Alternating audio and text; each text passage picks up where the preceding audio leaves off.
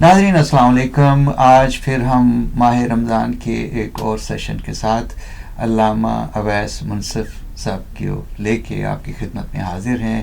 علامہ صاحب السلام علیکم. علامہ صاحب ایک بہت اہم سوال ہے کہ جس طرح رمضان کا اینڈ ہوتا ہے اور وہ شام جسے ہم چاند رات بھی کہتے ہیں اور وہ انفیکٹ ایک لیلۃ الجائزہ ہے، جیسے کہ ہم نے پورے رمضان جو محنت کی اللہ تعالیٰ سے وہ صلہ لینے کے لیے پھر اس کے دربار میں حاضری دے کے تو اپنا وہ صلہ وصول کرنے کی ریکویسٹ کریں، التجا کریں، تو اس کے آداب یا اس پہ کچھ. جی تھینک یو سو مچ.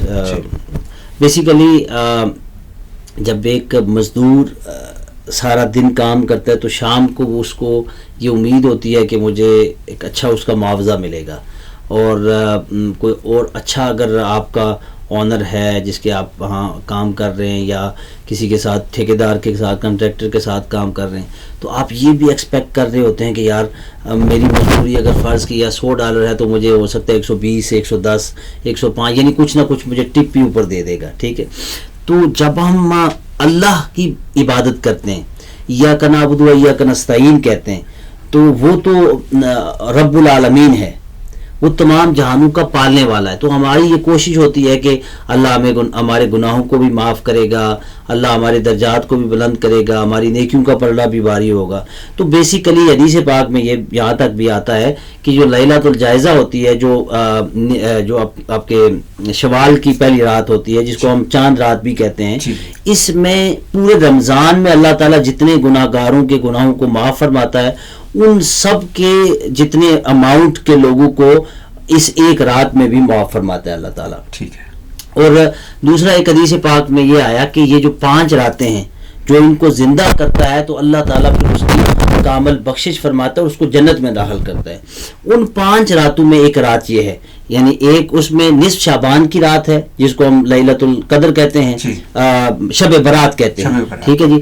اس میں 3 راتیں ہیں آپ کے 8ویں 9ویں اور 10ویں ذی الحجہ کی. ٹھیک ہے جی. 4 اور 5ویں یہ آپ کی رات ہے جو لیلۃ الجائزہ یعنی شوال کی جو پہلی رات ہے، جو جس کو چاند رات بھی کہتے ہیں. تو اس رات کو جو زندہ کرتا ہے تو اللہ کے نبی فرماتے ہیں کہ اللہ اس کی شفاعت کو اپنے واجب لے لیتا ہے، اپنے اوپر لے لیتا ہے، اس کو وہ ضرور بخشے گا. تو یہ جب چاند نظر آنے کا اعلان ہو جاتا ہے پھر آئی تھنک مغرب کے ارد گرد پتہ چل جاتا ہے. جی. تو اس کے بعد آپ کوئی بھی آپ 2 نفل پڑھ سکتے ہیں. آپ نفل پڑھیں اس میں. بیسیکلی تو اس میں کوئی اسپیسیفک عبادت نہیں ہے منقول، یعنی کہ یہ نفل پڑھنے ہیں یا یہ ذکر کرنا ہے، یہ کرنا ہے. بس یہ ہے کہ آپ اس میں جو بھی نوافل پڑھ سکتے ہیں، تلاوت کلام مجید کر سکتے ہیں، کوئی بھی آپ کوئی نیک عمل اس میں کر سکتے ہیں، تو وہ عبادت ہے، ذکر کر سکتے ہیں. مقصد یہ ہے کہ اس رات کی امپورٹنس کو جاننا. ٹھیک ہے. تو یہ بڑی بابرکت رات ہے. میں یہ دیکھتا ہوں کہ کیونکہ اسی رات کو بہت سی جگہوں پہ جو ہے وہ عید کے لیے کوئی بازار لگ رہے ہیں، لوگ شاپنگ کر رہے ہیں مختلف. تو آپ وہاں جانے سے پہلے یا اس جانے کے بعد وہ عمل بھی کر لیں، لیکن آپ بیسیکلی وہ پوری رات ہی بڑی بلیسڈ رات ہے. ٹھیک ہے. تو آپ کبھی بھی بیسیکلی آپ زندہ کریں، ساری رات عبادت کریں. کچھ اگر آپ کی ضروری، جیسے ہم دیکھتے ہیں یہاں پہ مجھے ایگزیکٹ نہیں پتا، لیکن ہم اگر پاکستان میں دیکھا جائے تو مطلب ایک فاشی ہے، ایک وہ پورا ایک سما بنایا ہوا لوگوں نے، وہ ساری رات نوجوان بچے جناب وہ باربر شاپ پہ بیٹھے ہوئے ہیں، صبح عید بھی نہیں پڑھیں گے وہ. ہاں جی. تو مقصد یہ ہے کہ ہم اس رات کے مقصد کو بھول جاتے ہیں، اس رات کی امپورٹنس کو بھول جاتے ہیں. وہ رات جو اللہ کے فضل کی امین رات ہے، ہم اس رات میں عللو تللو میں پڑھتے ہیں. ہاں اگر کوئی ضروری کام ہے آپ نے کرنا تو وہ کریں، ورنہ آپ اس میں عبادت کر سکتے ہیں، آپ آرام بھی کریں. لیکن یہ ہے کہ اس رات کو صرف شغل میلے میں گزارنا، یہ میں سمجھتا ہوں کہ یہ زیادتی ہے اس رات کے ساتھ. بہت بہت شکریہ علامہ اویس منصف صاحب.